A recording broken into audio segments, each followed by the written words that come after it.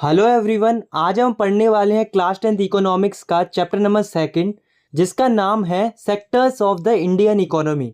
हम इस चैप्टर को विजुअल्स और एनिमेशन की मदद से काफ़ी अच्छे से समझेंगे। तो सबसे पहले हम समझते हैं कि इकोनॉमिक एक्टिविटीज़ क्या होती हैं। तो सिंपली ऐसी एक्टिविटीज़ जिन्हें करने से हमें पैसा मिलता है, मतलब जिन्हें हम पैसे कमाने के लिए करते हैं। जैसे कि आप इन एग्जाम्पल्स को भी देख सकते हो। तो ये लोग क्या कर रहे हैं, ये अलग अलग एक्टिविटीज़ कर रहे हैं इनकम को जनरेट करने के लिए। तो हम लिख सकते हैं those activities which are perform to generate income are called economic activities. अब दोस्तों, जो इकोनॉमिक एक्टिविटीज़ होती हैं उन्हें अलग अलग तरीक़ों से क्लासीफाई किया जाता है। अगर हम देखें on the basis of nature, मतलब एक्टिविटीज़ का नेचर कैसा है, तो इस बेसिस पर इकोनॉमिक एक्टिविटीज़ को 3 सेक्टर्स में बांटा गया है। पहला है प्राइमरी सेक्टर, दूसरा है सेकेंडरी सेक्टर और तीसरा है टर्सरी सेक्टर। और अगर हम देखें on the basis of employment condition, मतलब एम्प्लॉयमेंट की कंडीशन कैसी है, तो इस बेसिस पर 2 सेक्टर्स में बांटा गया है, ऑर्गेनाइज सेक्टर और अनऑर्गेनाइज सेक्टर। सिमिलरली अगर हम देखें on the basis of ownership, तो ऑनरशिप के बेसिस पर भी इकोनॉमिक एक्टिविटीज़ को 2 सेक्टर्स में बांटा गया है, पब्लिक सेक्टर और प्राइवेट सेक्टर। आई नो आपको ये थोड़ा कन्फ्यूजिंग लग रहा होगा, बट डोंट वरी, हम इन सारी चीज़ों को एक एक करके बहुत ही अच्छे से समझेंगे। तो चलिए स्टार्ट करते हैं।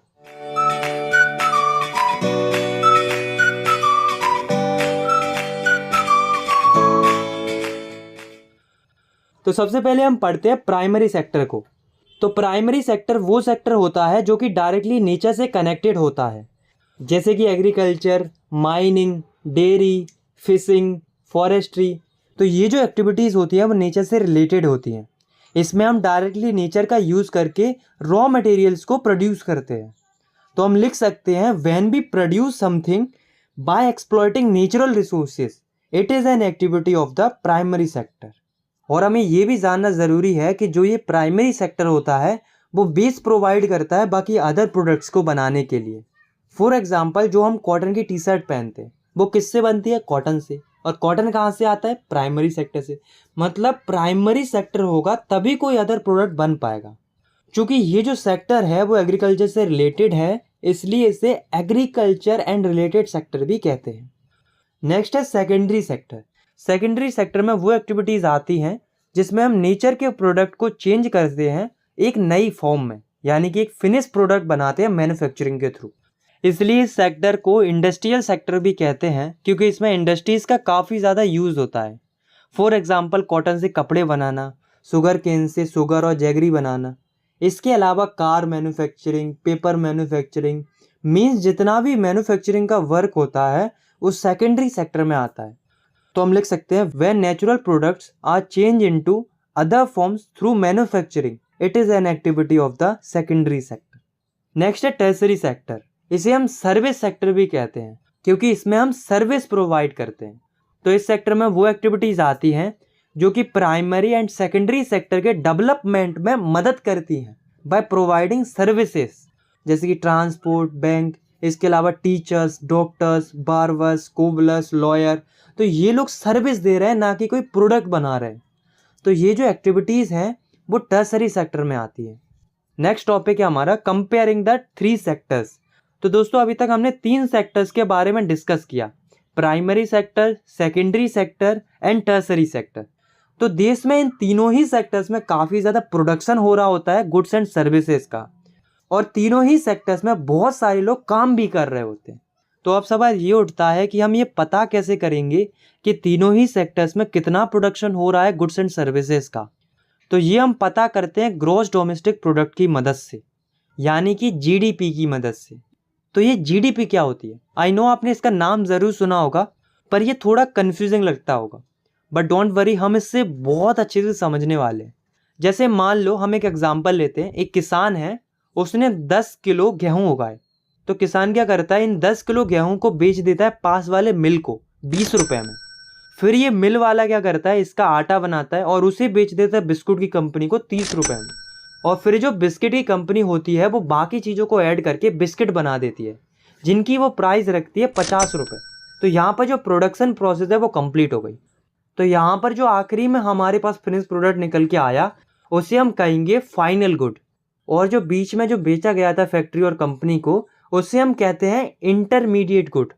तो ये बात याद रखना कि जब भी किसी भी कंट्री का प्रोडक्शन कैलकुलेट किया जाता है तो केवल फाइनल गुड्स की ही वैल्यू इंक्लूड की जाती है रेदर देन इंटरमीडिएट गुड्स। मतलब इंटरमीडिएट गुड्स की वैल्यू इंक्लूड नहीं की जाती। तो हम लिख सकते हैं when we calculate the production of each sector we only added the value of final goods rather than intermediate goods. अब सवाल ये उठता है कि हम इंटरमीडिएट गुड्स की वैल्यू को इंक्लूड क्यों नहीं करते हैं। तो ये तो हम अपने आप से ही समझ सकते हैं, क्योंकि जो इंटरमीडिएट गुड की जो वैल्यू होती है वो ऑलरेडी एडजस्ट हो जाती है फाइनल गुड्स में, मतलब ऑलरेडी इंक्लूडेड होती है फाइनल गुड में, इसलिए हम इंक्लूड नहीं करते। तो अब हम जीडीपी की डेफिनेशन देखते हैं कि एक्चुअल में जीडीपी होती क्या है।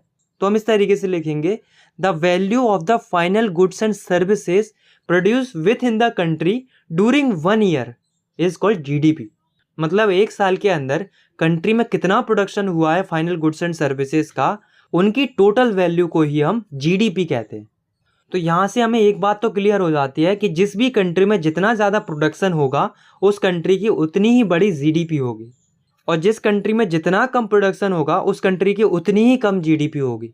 तो इस हिसाब से अगर हम देखें तो वर्ल्ड में सबसे बड़ी जीडीपी है यूएसए की, यानी कि यूएसए टॉप पोजीशन पर आता है जीडीपी के मामले में।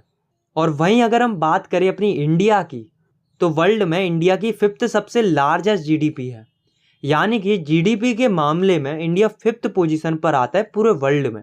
और इंडिया की जो जीडीपी है उसे मेजर किया जाता है सेंट्रल गवर्नमेंट की मिनिस्ट्री के द्वारा। Historical change in sectors. दोस्तों शुरुआती दौर में यानी कि आज से कई साल पहले लोग एग्रीकल्चर सेक्टर पर काफ़ी ज़्यादा डिपेंडेंट थे। लोग खेती बाड़ी करके गुजारा करते थे, यानी कि हम कह सकते हैं कि इनिशियल स्टेज में इकोनॉमी का सबसे इम्पोर्टेंट सेक्टर था प्राइमरी सेक्टर। लेकिन फिर कुछ समय बाद इंडस्ट्रियल रिवॉल्यूशन आता है, मैन्युफैक्चरिंग के लिए नई नई मशीनें आने लगती हैं, फैक्ट्रीज डेवलप होने लगती हैं। तो क्या होता है कि बहुत सारे लोग खेती बाड़ी छोड़कर फैक्ट्रीज में आकर काम करने लगते हैं, यानी कि फैक्ट्रीज की तरफ शिफ्ट होने लगते हैं। और धीरे धीरे लोगों के लिए जो सेकेंडरी सेक्टर था वो ज़्यादा इम्पोर्टेंट होने लगता है, यानी कि एक शिफ्ट देखने को मिला लोगों का प्राइमरी सेक्टर से सेकेंडरी सेक्टर की तरफ। और आखिरी 100 सालों में हमें एक और शिफ्ट देखने को मिल रहा है जो कि है सेकेंडरी सेक्टर से टर्सरी सेक्टर की तरफ। यानी कि अब जो लोग हैं वो सेकेंडरी को भी छोड़कर धीरे धीरे टर्सरी सेक्टर यानी कि सर्विस सेक्टर की तरफ बढ़ने लगे। और आज के दौर में जो सबसे ज़्यादा प्रोडक्शन हो रहा है वो टर्सरी सेक्टर में ही हो रहा है, और सबसे ज़्यादा लोग भी इसी सेक्टर में काम कर रहे हैं। तो यहाँ पर हमें एक बेसिक पैटर्न देखने को मिला कि पहले लोग प्राइमरी सेक्टर में काम करते थे, फिर सेकेंडरी सेक्टर में काम करने लगे, और आज के समय में सबसे ज़्यादा लोग टर्सरी सेक्टर में काम कर रहे हैं। Rising importance of the tertiary sector of production. दोस्तों अगर हम अपनी इंडिया की बात करें तो पिछले 40 सालों में तीनों ही सेक्टर्स में काफ़ी ज़्यादा इंक्रीजमेंट देखने को मिला है, पर सबसे ज़्यादा जो इंक्रीजमेंट देखने को मिला है वो मिला है टर्सरी सेक्टर में। इसी से रिलेटेड आप इस ग्राफ को भी देख सकते हो। इसमें अगर हम ध्यान से देखेंगे तो शुरुआती दौर में यानी कि 1973-74 के टाइम पर तीनों ही सेक्टर्स में बहुत कम प्रोडक्शन होता था, लेकिन आज के टाइम पर यानी कि 2013-14 का डाटा अगर हम देखें तो तीनों ही सेक्टर्स में काफ़ी ज़्यादा इम्प्रूवमेंट हुआ है। लेकिन सबसे ज़्यादा जो इम्प्रूवमेंट हुआ है वो हुआ है टर्सरी सेक्टर में, जैसा कि आप इस ग्राफ में भी देख सकते हो। अब हम देखते हैं कि जीडीपी में कौन सा सेक्टर कितना कंट्रीब्यूट करता है। तो आप इस ग्राफ को देखो, तो अगर हम देखें 1973-74 का डाटा, तो जीडीपी का 40% जो शेयर था वो आता था प्राइमरी सेक्टर से। जीडीपी का 13% जो शेयर था वो आता था सेकेंडरी सेक्टर से, और जीडीपी का 47% जो शेयर था वो आता था टर्सरी सेक्टर से। एंड अगर हम देखें कि आज के टाइम पर किस सेक्टर से कितना शेयर आता है, तो हम देखते हैं 2030-40 का डाटा। तो अकॉर्डिंग टू दिस जीडीपी का 40% जो शेयर है वो आता है प्राइमरी सेक्टर से, 19% जो शेयर है वो आता है सेकेंडरी सेक्टर से, और 67% जो शेयर है वो आता है टर्सरी सेक्टर से। तो इस ग्राफ से हमें क्या पता चला कि जीडीपी में सबसे कम कंट्रीब्यूट प्राइमरी सेक्टर करता है, और जीडीपी में सबसे ज़्यादा कंट्रीब्यूट टर्सरी सेक्टर करता है। अब सवाल ये उठता है कि जो ये टर्सरी सेक्टर है वो इतनी तेज़ी से ग्रो क्यों हो रहा है, इसके पीछे रीजंस क्या है, चलिए जानते हैं। पहला रीज़न है कि कुछ बेसिक सर्विसेज होती है जैसे कि hospitals, schools, police stations, courts, banks etcetera. तो ये जो सर्विसेज होती हैं उनकी लोगों को बहुत ज़्यादा रिक्वायरमेंट होती है, क्योंकि ये बेसिक सर्विसेज होती हैं। और इन सर्विसेज को प्रोवाइड कराने की रिस्पॉन्सिबिलिटी होती है गवर्नमेंट के पास। तो गवर्नमेंट जब इनको डेवलप करती है तो ऑटोमेटिकली सर्विस सेक्टर इम्प्रूव होता है। दूसरा रीज़न है कि जब एग्रीकल्चर सेक्टर और इंडस्ट्रियल सेक्टर ग्रो होता है तो जो सर्विस सेक्टर है वो भी साथ साथ अपने आप ग्रो होता है। तीसरा रीज़न है कि कई लोगों की इनकम बढ़ रही है, जिस वजह से लोग अदर सर्विसेज भी ऑप्ट करते हैं, जैसे कि खाना खाने के लिए बाहर चले जाते हैं, शॉपिंग करने चले जाते हैं, घूमने चले जाते हैं कहीं पर, पेरेंट्स अपने बच्चों को प्राइवेट स्कूल में पढ़ाने लगते हैं। तो इस वजह से अलग अलग सर्विसेज ग्रो हो रही हैं, जिस वजह से सर्विस सेक्टर भी ग्रो हो रहा है। चौथा रीज़न है कि धीरे धीरे information and communication technology grow हो रही है, जिस वजह से इससे रिलेटेड सर्विसेज भी ग्रो हो रही हैं। तो दोस्तों ये कुछ रीजंस है जिनकी वजह से जो टर्सरी सेक्टर है यानी कि सर्विस सेक्टर है वो ग्रो कर रहा है। अब आप एक और ग्राफ को देखो, इससे हमें पता चलेगा कि किस सेक्टर में कितने लोग एम्प्लॉयड हैं, मतलब किस सेक्टर में कितने लोग काम कर रहे हैं। तो अगर हम देखें 1977-78 का डाटा, तो 71% लोग प्राइमरी सेक्टर में एम्प्लॉयड थे, 11% लोग सेकेंडरी सेक्टर में एम्प्लॉयड थे और 18% लोग टर्सरी सेक्टर में एम्प्लॉयड थे। और अगर हम आज का डाटा देखें यानी कि 2017-18 का डाटा, तो 44% जो लोग हैं वो प्राइमरी सेक्टर में एम्प्लॉयड हैं, 25% लोग सेकेंडरी सेक्टर में एम्प्लॉयड हैं और 31% लोग टर्सरी सेक्टर में एम्प्लॉयड हैं। तो इस ग्राफ से हमें क्या पता चला कि सबसे ज़्यादा लोग प्राइमरी सेक्टर में एम्प्लॉयड हैं। लेकिन देखो यहाँ पर एक प्रॉब्लम है। क्या प्रॉब्लम है? अगर हम आज के टाइम से कंपेयर करें तो भले ही प्राइमरी सेक्टर में ज़्यादा लोग एम्प्लॉयड हैं, बट फिर भी सबसे कम प्रोडक्शन प्राइमरी सेक्टर में ही होता है, यानी कि जीडीपी में सबसे कम कंट्रीब्यूशन प्राइमरी सेक्टर ही करता है। तो ऐसा क्यों है कि प्राइमरी सेक्टर में ज़्यादा लोग काम कर रहे हैं पर वो प्रोडक्शन बहुत कम दे पा रहे हैं? तो इसके पीछे बहुत सारे रीजंस हैं, पर एक जो मेन रीज़न है वो ये है कि जो ये प्राइमरी सेक्टर के लोग हैं वो अंडर एम्प्लॉयमेंट यानी कि डिस्गस्ड अनएम्प्लॉयमेंट से जूझ रहे हैं। तो ये अंडर एम्प्लॉयमेंट या डिस्गस्ड अनएम्प्लॉयमेंट होता क्या है, चलिए जानते हैं। जैसे मान लो एक खेत है, उसमें 7 लोग काम कर रहे हैं, लेकिन ज़रूरत केवल 3 लोगों की है। बाकी जो 4 लोग जो कि एक्स्ट्रा काम कर रहे हैं, उनके होने या ना होने से प्रोडक्शन पर कोई फ़र्क नहीं पड़ेगा। तो ये जो लोग हैं उन्हें हम कहते हैं अंडर एम्प्लॉयड या डिस्गस्ड अनएम्प्लॉयड। तो इन लोगों की जो संख्या है वो प्राइमरी सेक्टर में बहुत ज़्यादा है, इसलिए प्राइमरी सेक्टर में ज़्यादा तो लोग काम कर रहे हैं पर वो प्रोडक्शन उतना ही दे पा रहे हैं। आई होप आपको ये समझ में आ गया होगा। How to create more employment, मतलब लोगों के लिए ज़्यादा एम्प्लॉयमेंट कैसे पैदा किया जा सकता है। तो पहला है कि गवर्नमेंट छोटे छोटे किसानों को चीफ लोन्स दे सकती है और एम्प्लॉयमेंट क्रिएट कर सकती है, क्योंकि पहले लोग साल में एक क्रॉप उगाते थे, लेकिन अब वो लोन के पैसों से ट्यूबवेल, फर्टिलाइज़र, पेस्टिसाइड, टूल्स का यूज़ करके साल भर में 2-3 फसल उगा सकते हैं, जिससे वे पूरी साल एम्प्लॉयड रह सकते हैं। दूसरा तरीका है कि गवर्नमेंट डैम्स या कैनल्स बनवा सकती है, जिससे काफ़ी मजदूरों को रोजगार मिलेगा और काफ़ी किसानों को अपनी फसलों को सींचने के लिए पानी मिलेगा। तीसरा तरीका है कि गवर्नमेंट ट्रांसपोर्टेशन और नए रोड बनवाने पर इन्वेस्ट कर सकती है, जिससे बहुत सारे लोगों को एम्प्लॉयमेंट मिलेगा। एक तो मजदूरों को जो कि रोड्स बनाएंगे, और दूसरा ऑटो एंड ट्रक ड्राइवर्स को जो कि अपनी सर्विसेज देकर अपना घर चलाएंगे।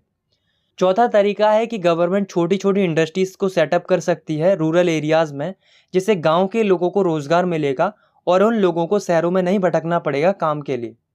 पांचवा तरीका है कि गवर्नमेंट टूरिज्म को प्रमोट कर सकती है, क्योंकि इससे भी कई सारे लोगों को रोज़गार मिल सकता है। सिक्स्थ है कि गवर्नमेंट हेल्थ और एजुकेशन सेक्टर पर भी इन्वेस्ट कर सकती है। तो दोस्तों ये कुछ तरीके हैं जिनका इस्तेमाल करके गवर्नमेंट ज़्यादा से ज़्यादा एम्प्लॉयमेंट क्रिएट कर सकती है।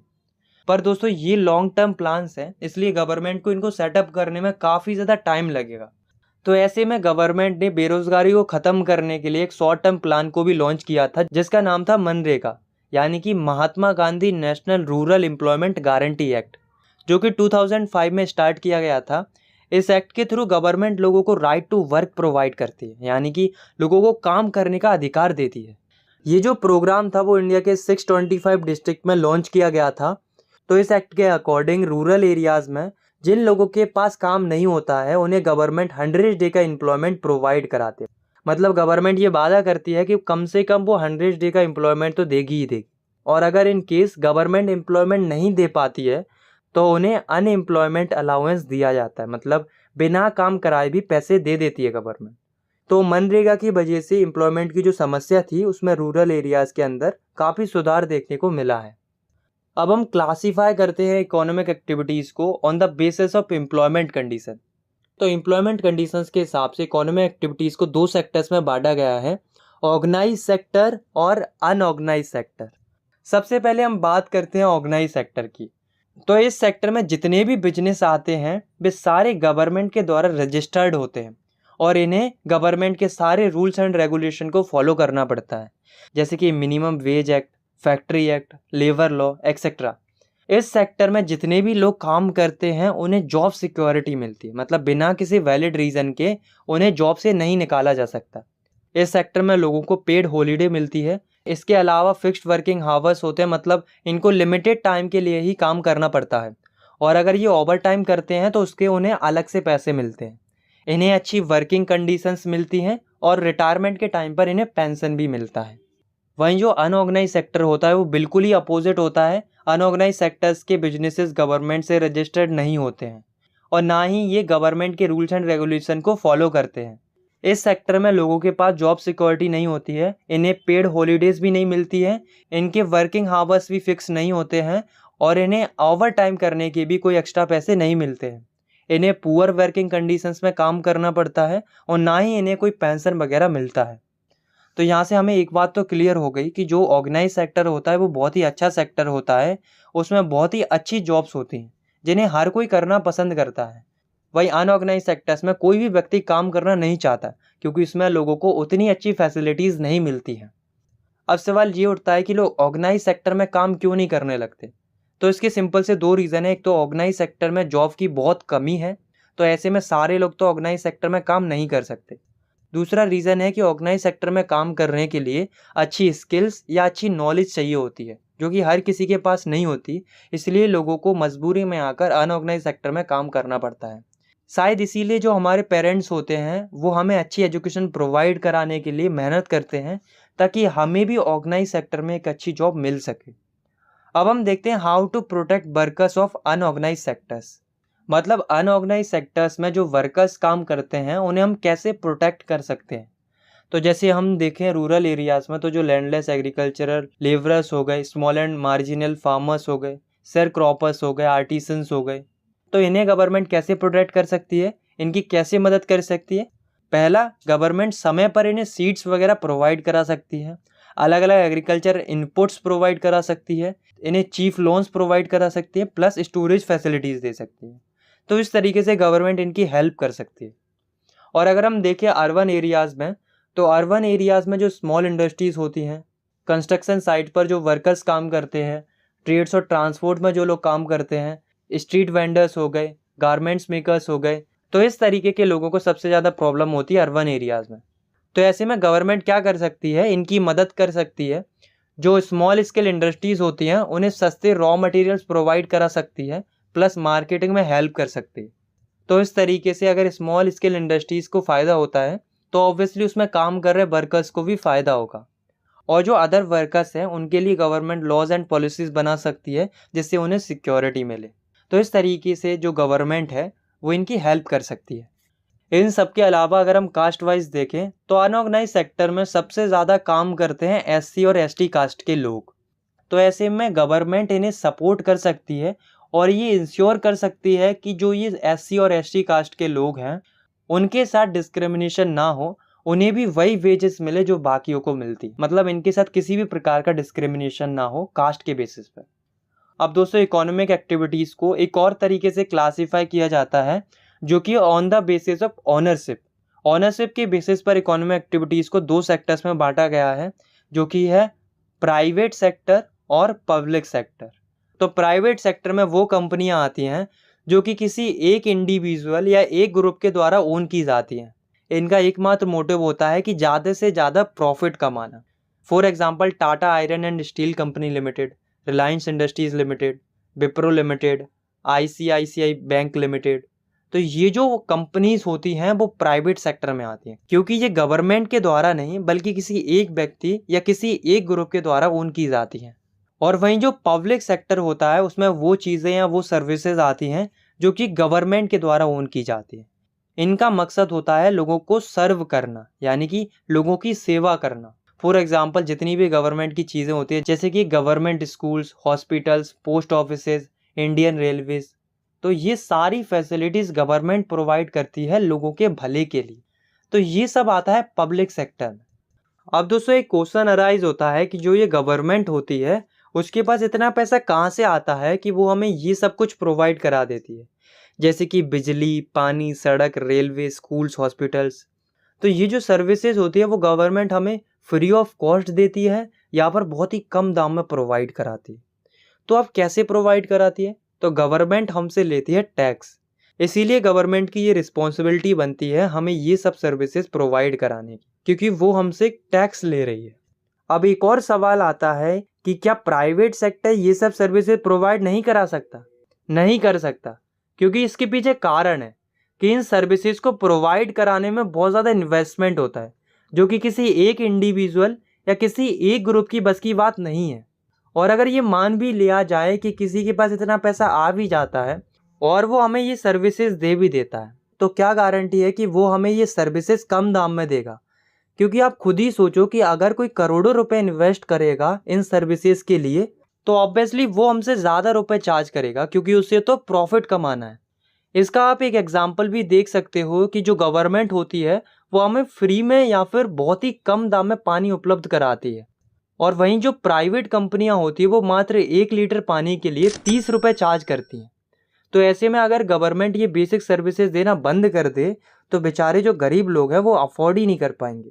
तो ऐसे में गवर्नमेंट की ही रिस्पॉन्सिबिलिटी होती है इन बेसिक सर्विसेज को प्रोवाइड कराने की। और आपको ये भी जानना ज़रूरी है कि जो ये प्राइवेट सेक्टर होता है वो काफ़ी ज़्यादा डिपेंडेंट होता है पब्लिक सेक्टर के ऊपर। ऐसा मैं क्यों कह रहा हूँ, इसके पीछे कारण है। देखो, कोई भी कंपनी या फैक्ट्री को जब भी सेटअप किया जाता है तो ये इंश्योर किया जाता है कि उस जगह पर बिजली, पानी, सड़क जैसी सुविधाएं उपलब्ध हैं या नहीं है। कोई भी कंपनी ऐसी जगह पर इन्वेस्ट करना नहीं चाहती है जहाँ पर ये बेसिक सर्विसेज उपलब्ध ही ना हो। तो ऐसे में गवर्नमेंट के लिए ये और भी ज़्यादा ज़रूरी हो जाता है कि ये सब सर्विसेज प्रोवाइड कराना, ताकि ज़्यादा से ज़्यादा कंपनीज या फैक्ट्री सेटअप हो सके, जिससे लोगों को एम्प्लॉयमेंट भी मिलेगा और प्रोडक्शन लेवल भी इंक्रीज़ होगा। आई होप आपको ये वीडियो पसंद आई होगी। अगर आपको ये वीडियो पसंद आई तो आप इस वीडियो को लाइक कर सकते हो और आप इस चैनल को सब्सक्राइब भी कर सकते हो ऐसे क्लास 10th की वीडियोस आगे देखने के लिए। बाकी मिलते हैं नेक्स्ट वीडियो में, तब तक के लिए टेक केयर, बाय बाय।